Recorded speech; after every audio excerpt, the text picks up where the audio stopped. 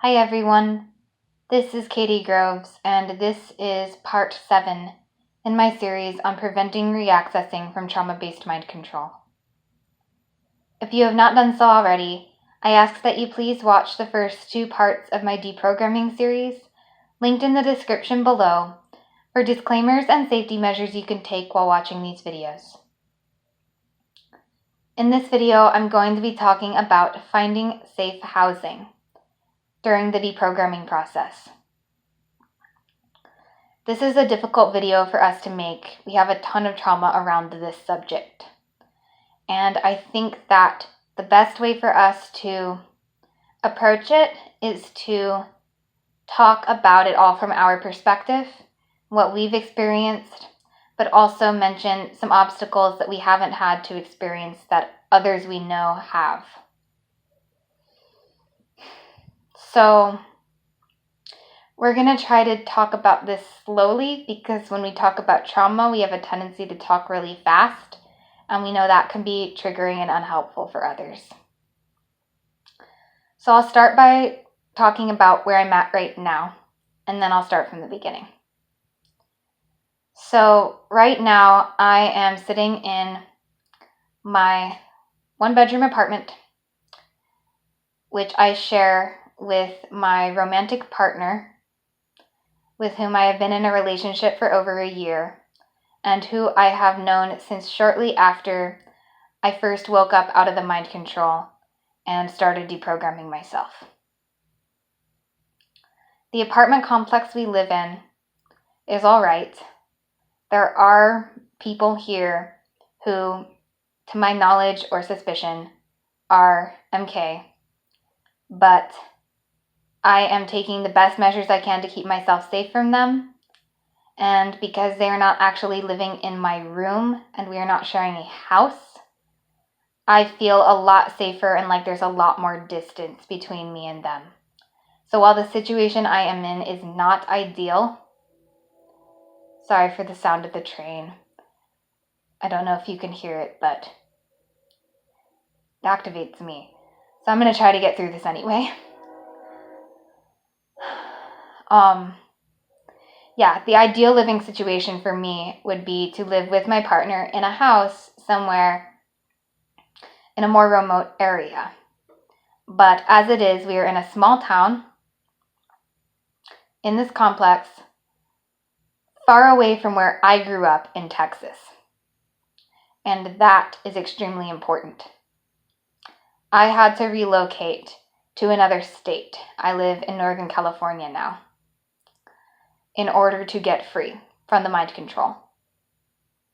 And I've shared before recently that I have struggled with accessing in recent times, but I still consider myself mostly free, and I do feel okay to use the word free because I'm no longer in denial about having been programmed, and I think that is the biggest thing. The rest just takes time. So I will say that I do not support myself in living here, and neither actually does my partner. His family pays for our apartment, and that is a huge blessing. He comes from a dysfunctional family himself, and I am not actually even on speaking terms with his parents. That's a story I'm not going to tell in this video, or maybe even in a video at all out of respect, but that's part of the situation. I'm reliant on people, yet again, who I'm not actually in contact with, who I'm not on good terms with, for money. But this time, the situation is not, to my knowledge, RAMC. It's just more typical dysfunctional family stuff. And to my knowledge, the financial support isn't going to end anytime in the near future. The reason that neither my partner nor I support ourselves is because we are both disabled, largely due to post-traumatic stress disorder.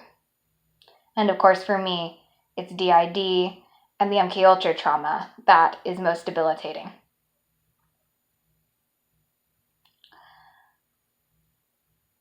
I was able to get to where I am now, even though I'm not actually financially supporting myself, because I deprogrammed myself enough to be able to enter a romantic relationship with someone outside of the cult who happened to have family who was able to financially support us. So while I am not the one paying my own bills, I am not doing that. It is a product of my deprogramming process that I was able to connect with and accept help from people who could pay my bills. And I think that is extremely important to understand. Even if one is disabled due to MKUltra programming and cannot work, deprogramming oneself enough to accept help from others who can pay your bills for you is worth doing. Now, this is not a situation that I want to be in long term. I feel very badly for how things turned out with my partner's parents. And I know that this is not the ideal situation for them to be paying our bills. And so I have taken steps to try and get other sources of income. These steps have been met with a lot of sabotage from both my own inner programming and from people in the MK network. I tried to get on welfare. I was verbally assaulted by a welfare caseworker, and that has set me way back. That was months ago, and I've literally been too overwhelmed with panic in thinking about it to try to go again. But I am working on deprogramming what was activated by that person, and I do hope to be able to get on that assistance at some point if I'm not actually able to work. I'm also deeply deprogramming myself around the things that have prevented me from working, and hope to be able to work as soon as I can. So while I've benefited greatly from taking the pressure off myself and not trying to force myself to work when I can't, because that's only made my situation worse in the end, I am deprogramming myself and processing trauma in ways that are designed to make it possible for me to work again, and if not work, then at least to get on some kind of social services that will make it possible for me to be more independent from my partner's family. Before I lived here in this apartment, I'm going to shift gears here and talk about my situations before this. I went through tremendous trauma trying to find a safe place to live. I knew the whole time that what I needed was to have an apartment with a safe person. I knew that having an apartment by myself was going to open me up to a lot of accessing and a lot of bad things. At the very least, it was going to open me up deeply to depression, and possibly without having someone to hold me accountable about my sobriety, which I now have 4 years of. I was very afraid in the beginning that if I were to live by myself, I would start drinking and using drugs again. So I knew the whole time, since waking up from the mind control at the age of 17, the type of living situation I needed. And of course, having a house with a safe person would have been even better, but I wasn't even thinking that far ahead. I didn't expect to have anything better than an apartment, so that's what I went to in my mind. When I first woke up out of the mind control at 17, and I had awakenings before then, I had a big one at 11, but when I actually became aware of the programming and what it was and was able to think somewhat critically about it, I knew that I had to get out of Texas. I had to get away from my mom and my dad and all of the people who were programming me there. That if I was relocated to a new area with a new handler, I would still be under a degree of mind control, but that there was no one with whom I had a stronger bond in the mind control than my parents. And if anyone was going to keep me there for life, it was going to be them, well, at least until they died. Sorry, the train is going again. I really don't like the train. I have real triggers around trains. Deep breath. Okay. I knew that I had to get away from them. That being in a different kind of MKUltra situation was going to lessen my control than being actually with them. So I fought to get sent to a rehab in California where I could detox off of the drugs and the alcohol, although I wasn't so physically addicted to alcohol at that point. It was more the drugs. But get away from everything, get off of everything. And I knew that I had to stay there. I knew that I had to go into a sober home out of the rehab. I had seen people do this before. I had been in the 12-step recovery community in Austin, Texas, where I was from. And I had seen people who had relocated from other states to go to rehab in Austin and then stay there in sober homes. And their families had supported them from afar until they were able to get jobs or get on some kind of disability, if that was their situation. And so I knew that for me, this was a viable, possibly viable way out. So I fought really hard, and I did a lot of manipulation of the way that MK programming works and the way that programmers make decisions with their victims to get my programmers to decide to send me to rehab in California. That was where I wanted to go. And let me stay in an SLE and support me financially. SLE here stands for Sober Living Environment, by the way. That's not a term that people use everywhere, but I will probably say SLE a lot in this video, so just know that's what it stands for. It's a sober house. So, in rehab, I went twice within a short time, and I'm not going to get into the details of that. I actually went first to a cult-run SLE. After rehab, I fought back in the programming.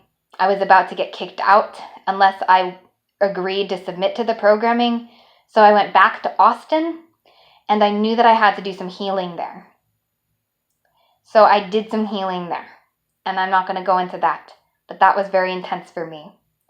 And then I relapsed on the drugs and alcohol, and then I ended up going back to rehab again a few months later, and that time I stayed. There was cult sabotage from within the rehab and from my mother to prevent me from getting into an SLE and to force me to move in with a handler who I had been connected with through programming when I first came out to that area of California. And I was very terrified and upset about this. Like the night before, I think it was, I was supposed to leave rehab, or like 2 nights before, after being there for a month and a half, I was told that the SLE I was going to stay in fell through. And like I said, I absolutely know that there was sabotage involved there. I was then told that I could either go move in with the handler that I had met, or I could go back to Texas. So I went and moved in with the handler. This was extremely painful. This was a very violent man. This was also a man who was under mind control programming, who was not the worst of perpetrators. In fact, I think that this was a good person who, while very outwardly violent and sociopathic, was actually trying to get out himself. We were connected through a 12-step recovery meeting. He had been trying to get sober. So, while this was not an ideal situation and was very traumatic and was cult operated, this was a huge improvement from being with my legitimately sociopathic mother who held the keys to most of my programming and my trauma bonds. This was me moving forward. And I want to emphasize this. While I do not openly encourage people to move into cult houses, if one has to choose between staying with a biological family who has the most power over them of anyone and relocating to a new area where they are still going to be accessed and still going to be used, I cannot speak for every situation. And I cannot say that in every situation that going to the new place is preferable. But I will say that for me, the more I deprogrammed and the more I moved from cult house to cult house, the more I encountered people who were partially awake in the programming and who were also trying to move forward. So my point is I was not able to go from my mother's house to a safe place in a day. It took me, I'm bad with time, I have to think about it. It took me 2.5 years to find a safe place to live after leaving my mom's house. But the whole time I was moving forward. So I stayed with this handler for 2 months. I then moved into an SLE on my 18th birthday. This was all cult orchestrated. However, this SLE, while run by someone who was in the network, was run by someone who was even more conscious, it seemed, than the handler, or at least less outwardly dangerous. This person, in some ways, very much damaged me, and in some ways, very much helped me. And I'm still working out exactly what happened and exactly who this person was, and exactly to what degree they were really being helpful. But it was definitely a big improvement over where I had been living before. I spent 18 months in that house, and I desperately, rapidly deprogrammed myself while still getting accessed and having a lot of my work undone. I compulsively journaled, which was both extremely helpful to me and extremely unhelpful because it gave my handlers a lot of insight into what was happening to me, but it also gave me a lot of insight into what was happening to me. And I now don't journal much anymore because I'm too paranoid about it. But it did help me in many ways, and I think I did do the right thing by just going ahead and writing everything out, even though I knew on some level that it was going to lead to me being accessed. So that's what I did for 18 months there. I was under the supervision of a handler who was less violent than the one I'd had before, and that one had been less violent than my mother, and I coped with the situation as best I could. While I was there, people moved into the house. Over and over again, people moved in who told me upon learning I had DID and was dealing with this stuff, that they had DID, and that they didn't tell me that they were dealing with mind control most of the time, they started opening up to me about things, and overwhelmingly it became clear that people were coming into the house who had been through things I'd been through, who I was able to help. And so I started actually pouring myself into helping programmed slaves who were moving into the house who were also trying to wake up. So it was very interesting on an energetic level with law of attraction, I think it was, that as I moved forward in deprogramming, I consistently attracted people who were in MK but were becoming increasingly free.